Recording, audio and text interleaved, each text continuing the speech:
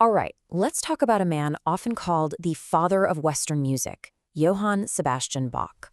Now, this isn't just a story about beautiful music.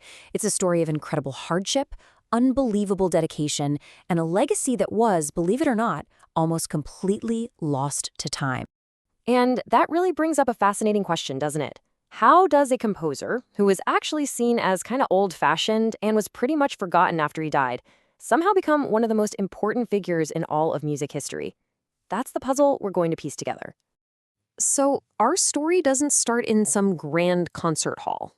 No, it begins in a childhood filled with immense challenges, a time that really forged his relentless spirit from a super young age. Just look at this timeline. It shows you just how fast tragedy hit. Bach was born into this huge musical family in 1685, which sounds great, but by the time he was 9, his mother was gone. Just a year later, his father passed away too. Bam, an orphan at just 10 years old.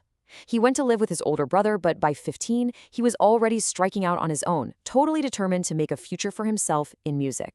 And get this story. It tells you everything you need to know about his drive. While he was living with his brother, he was told he couldn't touch this prized collection of sheet music from all the great composers. Did that stop him? Not a chance. For 6 straight months, the young Bach would sneak into the room at night and copy every single note by moonlight, just so he could absorb their secrets. I mean, this wasn't just curiosity. This was a deep, insatiable hunger for knowledge.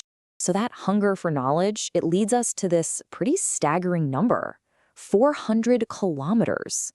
What on earth could possibly be worth that kind of journey for a young, broke musician? This, in 1705, when he was just 20 years old, Bach walked, on foot, 400 kilometers, that's about 250 miles, for one reason: to hear his hero, the master organist Dietrich Buxtehude, play. He asked his boss for 4 weeks off, and he ended up staying for 4 months because he was so completely captivated. This wasn't a vacation. For him, it was a pilgrimage. This map really puts that dedication into perspective. You can see where he started in Arnstadt, and then Lübeck, where Buxtehude was, is way up north. These were not casual trips. His whole life, Bach moved between these German towns: Weimar, Cothen, Leipzig, always looking for better opportunities and soaking up the different musical styles of each place.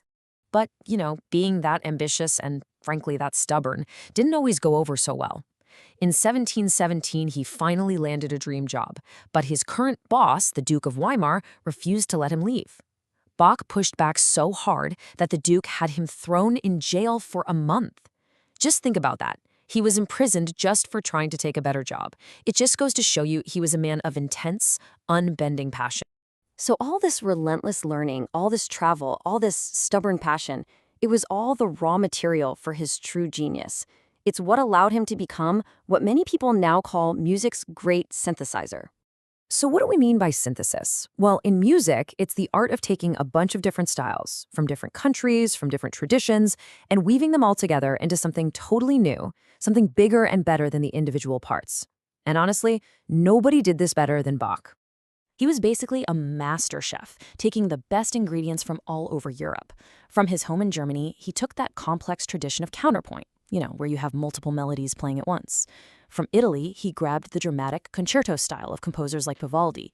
From France, he borrowed all those elegant dance rhythms, and the foundation for it all was the powerful hymns or chorales of his own church. He threw it all in a pot and cooked up his own unique, unmistakable sound.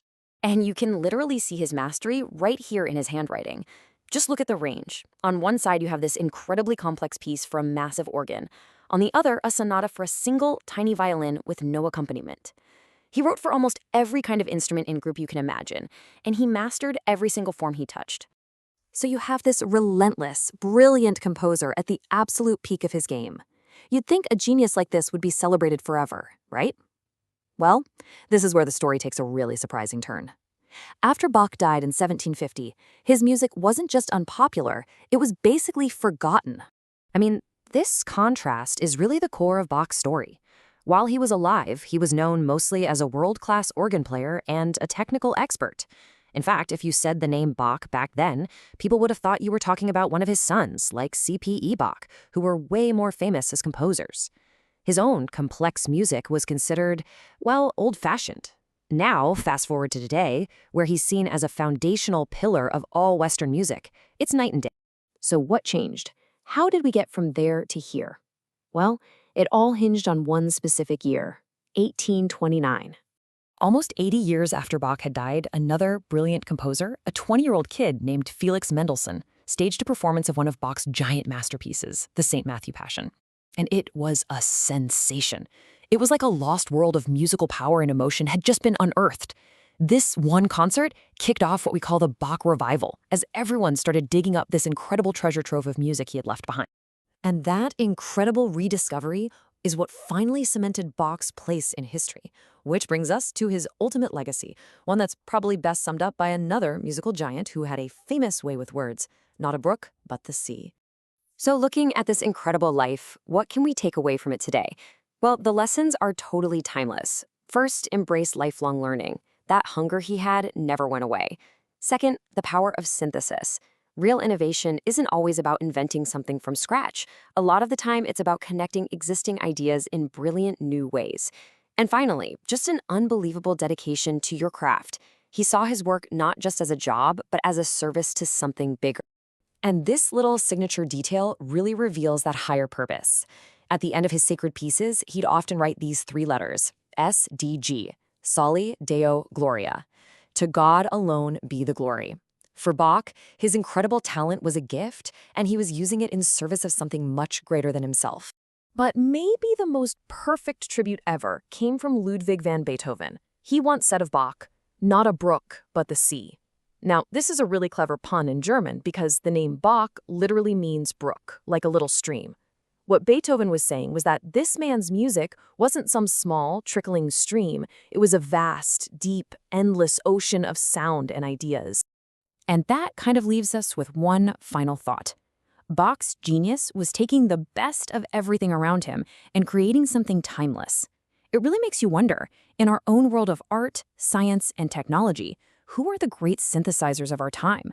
Who's connecting the dots in ways nobody else can see, creating the masterpieces of tomorrow?